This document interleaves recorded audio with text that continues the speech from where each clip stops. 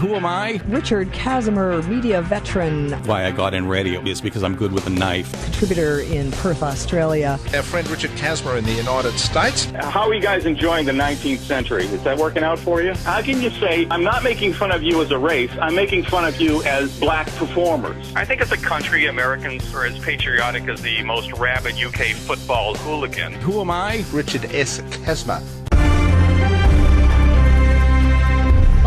Radio with Phil Dobbie. What's really going on? First, though, to the United States. Richard Kazimer is our man over there. And Richard, more racism. We've heard a bit about this in the press over here. The owner of the basketball team, the Los Angeles Clippers, Donald Sterling, what he supposedly said to his girlfriend. Give us the full story on this. What's the goss? Allegedly, Donald Sterling made some extremely racist remarks to his much younger and biracial mistress/companion/escort. She goes by the name V. Stiviano. And he was talking to her. She was recording this on some device, probably her phone. And he was taking exception to her public association with black people, including bringing black people to NBA games, which, by the way, is comprised of 80% of African-American players.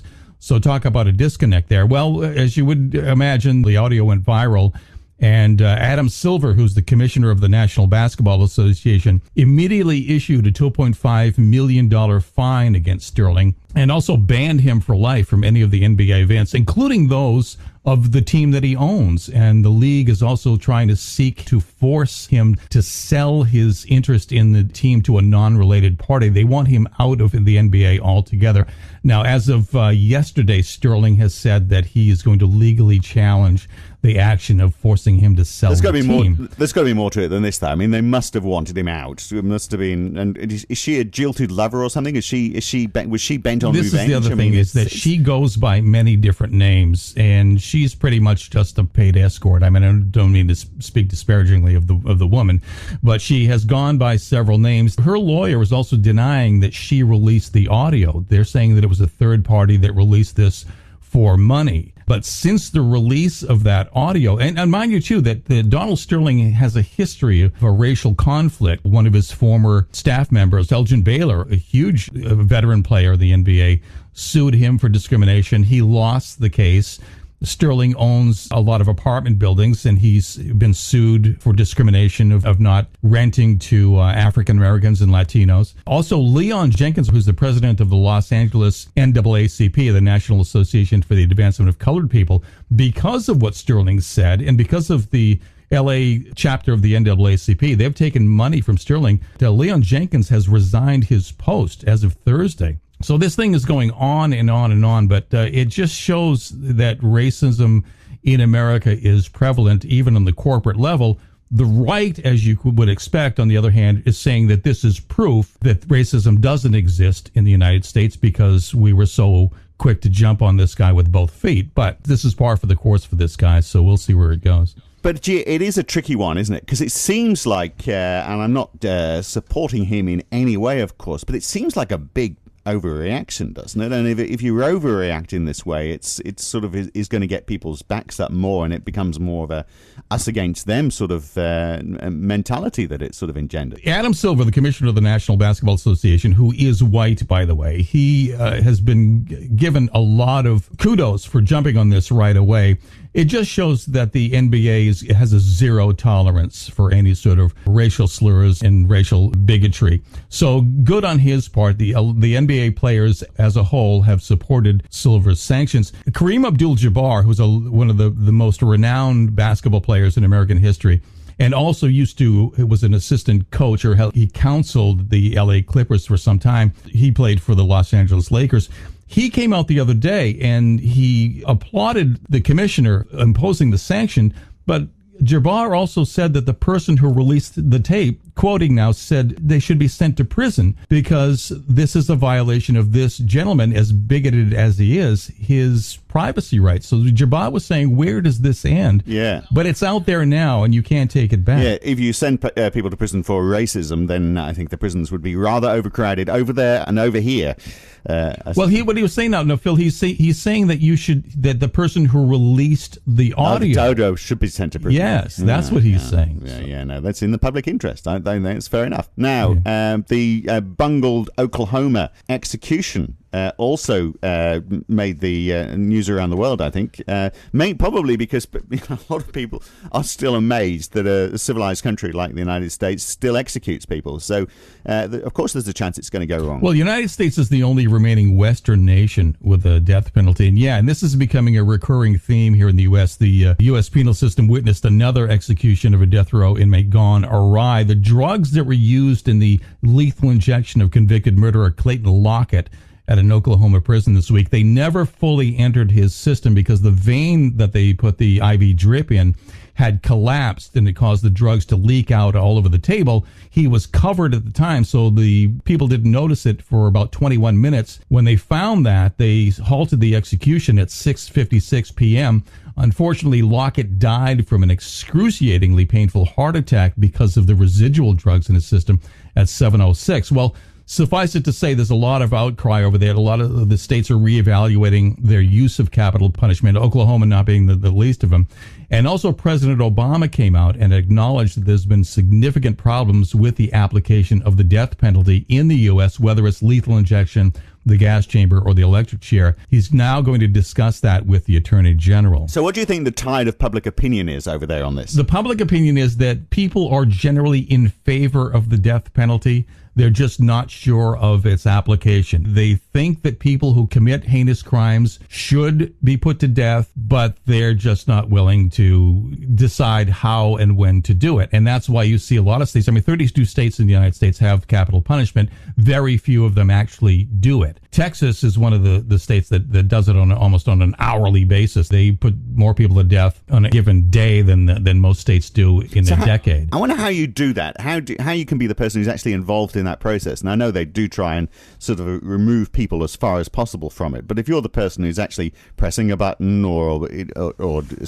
administering the injection, how do you live with yourself knowing that for a living you kill people? There are people that actually, for a myriad of reasons, whether it's religious or moral or whatever, want to do it. They feel it's their duty, it's their civic duty, it's God's will that they do it. So there are people out there that will do it. Keep in mind, crazy people. Yeah, well, you'd have to be a nut job. It's a dirty job, but as you say, somebody has to do it. What went wrong with this, Phil, is that the key reason that Oklahoma used an untested drug cocktail was the fact that the Swiss pharmaceutical company that makes sodium thiopental, that's the drug that's used in most of the lethal injections, they've now refused to sell that product to U.S. prisons because of a moral implication that they don't want their product to be used as lethal injection for prisoners. So now the U.S. prisons that use lethal injection have to come up with an alternative, and we're seeing that they don't work. Well, that's an interesting twist on it all as well, isn't it? Now, the NSA, there's been a report on their surveillance activities, which I thought was interesting. I thought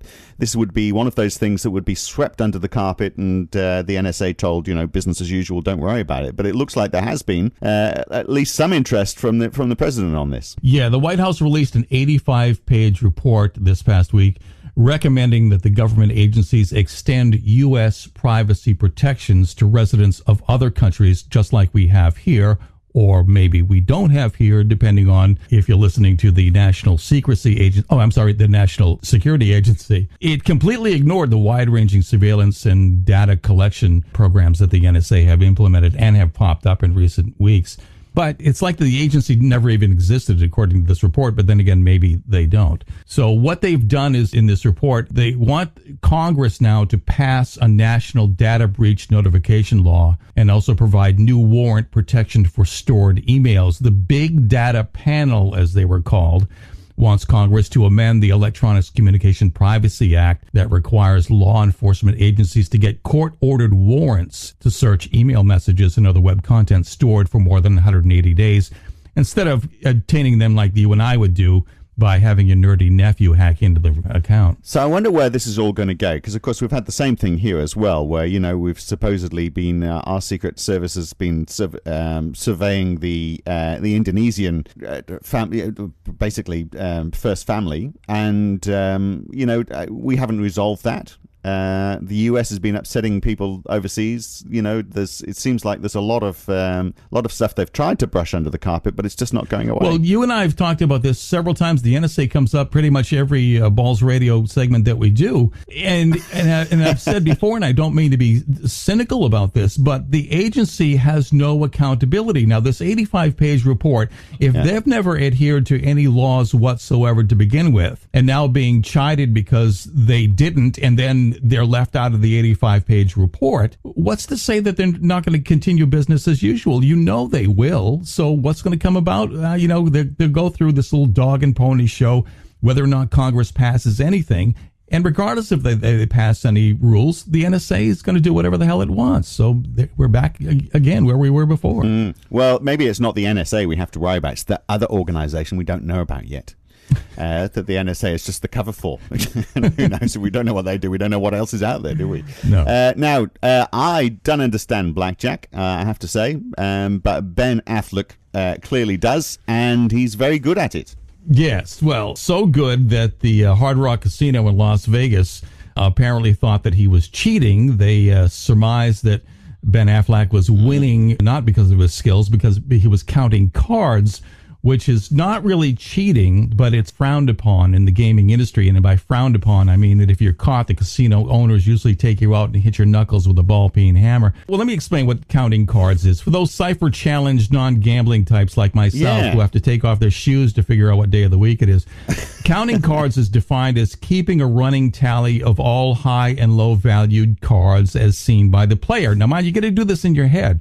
Card counting allows players to bet more with less risk when the count gives the advantage, as well as it minimizes losses during an unfavorable count. Now, if you can understand what I just said, you're way ahead of the game than I am. But it doesn't sound like it's anything that should be against the rules.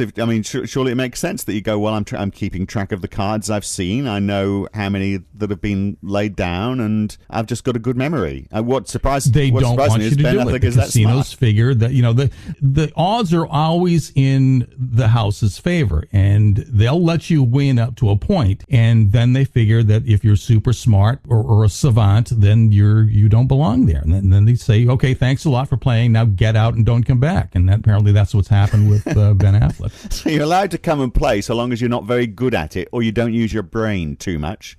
I guess that goes with, supports what I think about people who gamble as a way of passing time. I mean, there's got to be an IQ level issue here, and maybe Ben Affleck is just smarter than the average one, and that's why they wanted him out. So he's banned. He can't go back into that casino. Well, he can go back into the casino. He just can't play blackjack. They're going to allow him to play slots or Pacino or some other name like that. But you know what's weird is that generally this type of, there's no such thing as bad publicity exposure. That's usually a pre-public relations hit for a forthcoming movie, which Affleck does. He's playing Bruce Wayne in the upcoming Batman versus Superman movie. But in the realm of life, imitating art, Affleck's pal Matt Damon, he's had far more experience doing the math, as it were, than Ben has. Now, from the mathematical savant in Good Will Hunting to card sharpened rounders to 3 Las Vegas located Oceans 11 through 13 movies, those are all starring Matt Damon. Matt Damon's been in 6 movies with George Clooney,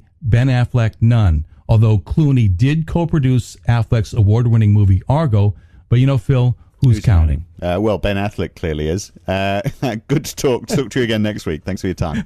All right, brother. Take care. Balls Radio with Phil Dobbie.